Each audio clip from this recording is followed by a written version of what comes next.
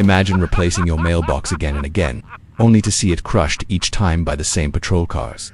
One rancher finally said enough was enough. He built a box so tough it turned a petty fight into a battle that ended up in the courtroom.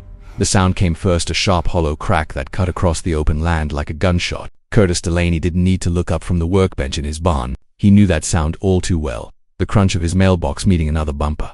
Dropping his wrench, he stepped outside. There it was, his brand new mailbox, barely 2 weeks old, now folded in half at the edge of his ranch driveway. The post bent like a snapped bone, the door hanging open like a broken jaw. Down the road, the white SUV from the HOA patrol slowed briefly, then rolled on as if nothing had happened. Curtis rubbed his temples. At 52, he had worked too hard for this ranch to watch it be treated like scrap. It wasn't the biggest spread in Texas, but it was his pride, pastures fenced with sweat, a farmhouse built with grit, a shop where he welded and repaired equipment. But lately it felt like no matter what he built, someone was determined to break it. He had replaced that mailbox 4 times in less than 6 months. Each one cost money. Each one cost time. Each one ended the same way, crushed under the tires of those so-called patrols. That's it, Curtis muttered, voice low and final. I'm done. He crossed the yard toward the road, boots kicking up dust. Across the street, his neighbor Janice Hollowbrook paused mid-step with her dog, shaking her head at the wreck. Again, she called. Curtis nodded, hands planted on his hips. 5th time, Janice, with a 5th damn time. They must be doing it on purpose, Janice said, her voice edged with disbelief. Nobody hits the same box over and over unless they're blind. Curtis exhaled, bitter. Blind, or they just don't care. It wasn't just about the mailbox anymore. It was the way he was dismissed every time he brought it up at HOA meetings. The way neighbors looked at him like he was the problem, as if the cost and hassle were his burden alone because he lived at the far end of the patrol route. The first time, he called it bad luck. By the 3rd, he knew better. And now, standing before the bent post once more, Curtis felt anger boiling over. That night at dinner, his wife Renee tried to calm him. Maybe just move it closer to the house, she suggested gently. Curtis shook his head. That's not the point. They'll find a way, no matter where I put it. And I'll be damned if I let them push me around. His son Caleb leaned forward. You think they're targeting you? Curtis didn't answer right away. Whether it was harassment or reckless driving, it didn't matter. What mattered was that it kept happening. They don't respect me, he said finally, and I'm tired of paying for their mistakes. The next morning, Curtis stood at the edge of his drive with a tape measure in hand, staring at the wreck. Cars slowed as they passed, glancing at the damage. He could almost hear the whispers already. Curtis is complaining again. Why can't he just drop it? But Curtis wasn't the type to drop anything. He had grown up in Wichita Falls, the son of a steelworker, spent years in the oil fields before buying this ranch. He knew what it meant to fight for what you owned. He knew what it meant to stand firm when others wanted you to bend. And as the Texas sun beat down on him, sweat dripping down his neck, Curtis made a decision, one that would have the whole neighborhood talking. He was done playing nice. Subscribe to Drama Lady Files. Renee could see it, the weight pressing down on him. You're not sleeping, she said softly. Curtis stared at the floor, voice rough. I keep running it through my head. What if Sherman's right? What if this is their way of getting back at me for pushing back on them before? Every time I've stood up to that board, Winslow acts like I'm a nuisance, like I don't belong here. Renee reached across the table, squeezed his hand. You do belong here. Don't let them make you think otherwise. But the pressure didn't stop. The very next day, Curtis drove into town. At the hardware store counter, he overheard 2 men laughing near the paint display. Delaney's mailbox again. One muttered, "Yep, I heard he's blaming the patrol figures. Guy's always looking for a fight." The other replied. Curtis tightened his grip on the bag of nails in his hand. His jaw clenched so hard it ached. Without a word, he set the bag back down and walked out before he said something he'd regret. Back at home, Caleb was waiting in the shop. Dad, people at school are saying you're planning to sue the HOA. That true? Curtis raised an eyebrow. Suing costs money we don't have. No, I'm not suing. Then what are you gonna do? Caleb pressed. Curtis didn't answer right away. He ran a hand across the cold steel beams stacked in the corner of his shop. Pieces of an idea were already forming. His voice was low when he finally said, I'm gonna build something. Something they can't break. Caleb grinned, half joking. Like a tank. Curtis allowed himself a faint smile. Close enough. That night, Renee voiced her fear. What if this just makes things worse? People are already talking. They're already against me, Curtis said firmly. I could do nothing and they'd still find a reason. At least this way I'll be on my own terms. Word of his plan spread fast. Neighbors began stopping by, curious. Sherman dropped in one evening, his eyes scanning the steel laid out in the shop. You're serious about this? Sherman said quietly. Dead serious, Curtis replied.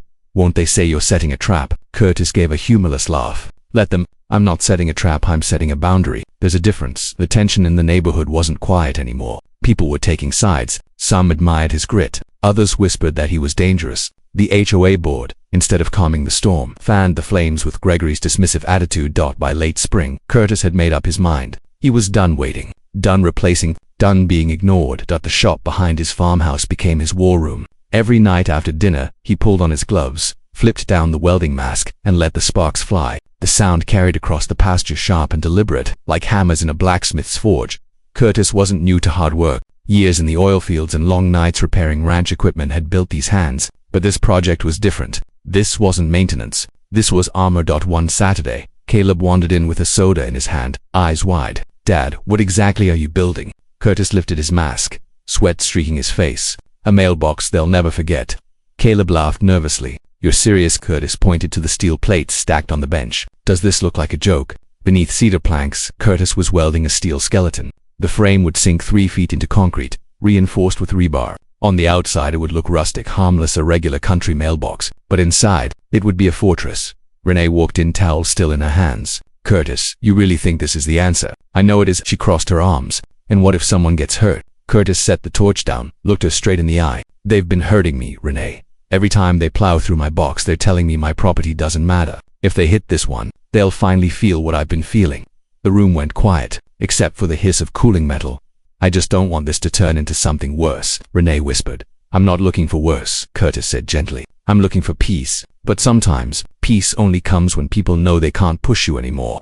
The day of installation came in early June. Under the blazing Texas sun, Curtis dug a trench, sweat running down his back. He poured the concrete in layers, setting the steel posts deep into the earth. By nightfall, the skeleton was buried solid. Over the next days, he dressed it in cedar, sanding and staining until it blended with the neighborhood. To a stranger, it looked like any mailbox. To Curtis, it was justice disguised as wood and iron. When he stepped back, Caleb whistled. "It looks normal to me." "That's the point," Curtis said. "Looks ordinary, but it's not. Let's see them knock this one down." Neighbors noticed quickly. Edith Rowland slowed her walk, squinting. "New mailbox again?" she asked, suspicion in her tone. Curtis smiled politely. "Yeah, let's hope this one lasts." But he didn't have to hope for long, because when the first patrol SUV came down that road, the crash would rattle the entire neighborhood. The sound was different this time. Not the thin crunch of metal giving way, but a violent, heavy thud. When Curtis reached the road, the sight stopped him cold. A white HOA patrol SUV sat tilted on the shoulder, hood crumpled like paper. Steam curled into the afternoon sky. The bumper was mangled, the headlights shattered, and there, standing tall, proud, and unmarked, was Curtis's mailbox. Perfect, untouched. Neighbors poured out to see. Whispers rose into a storm. Some called it genius, others called it reckless. Gregory Winslow himself arrived before sundown. Jaw tight, voice sharp. "This is reckless. You've created a hazard." He snapped. Curtis crossed his arms. Calm as stone. "No, Gregory, I created a mailbox. The real hazard is your patrol running over my property." For once, the board had no easy answer. And for the first time in months, Curtis didn't feel beaten. But as he stood there in the fading light, one hand resting on his fortress of steel and cedar, he knew this wasn't the end. It was only the beginning. Sherman had warned him, "If you don't show up to defend yourself, they'll write the story without you." And sure enough, the HOA meeting was packed, more crowded than ever before. At the front sat Gregory Winslow, looking more like a judge than a neighbor, his voice booming through the mic. "We've had multiple complaints about a resident who installed an unsafe structure at the roadside. That mailbox has already caused damage to a patrol vehicle, and now we face threats of legal action." Curtis stood immediately. "That mailbox is on my land. It's not unsafe, it's strong. If your patrol drivers can't control their vehicles, that's not my fault." The crowd erupted. Some neighbors clapped in support, others hissed in protest. Gregory slammed his hand on the table. "Enough, Mr. Delaney. You are in violation of HOA guidelines. Refuse to comply, and fines will begin immediately." Curtis glared. "I'm not paying a dime for protecting what's mine." Sherman rose from the back. "Gregory, you're crossing a line. That mailbox isn't hurting anyone. You just don't like that Curtis stood up to you." The meeting spiraled into chaos. Gregory adjourned in anger. But the fight was only beginning. Soon, Curtis received a lawsuit, the HOA dragging him into court, painting him as the villain. But Curtis didn't bend. With the help of attorney Maxine Porter, he fought back. The battle was long. Neighbors divided, tensions high. Gregory even came to his ranch to threaten him face to face. And then just weeks before trial, the case collapsed. Too much attention, too much community pushback. Winslow folded. The lawsuit was gone. The fight was over. That evening, Curtis sat on his porch, his family beside him, the mailbox standing tall at the edge of his land. To anyone else, it was just steel and cedar. But to Curtis, it was a monument, proof that one man, when pushed far enough, can stand his ground. And if this story meant something to you, remember, respect isn't given, it's earned. Subscribe to Drama Lady Files for more powerful true stories.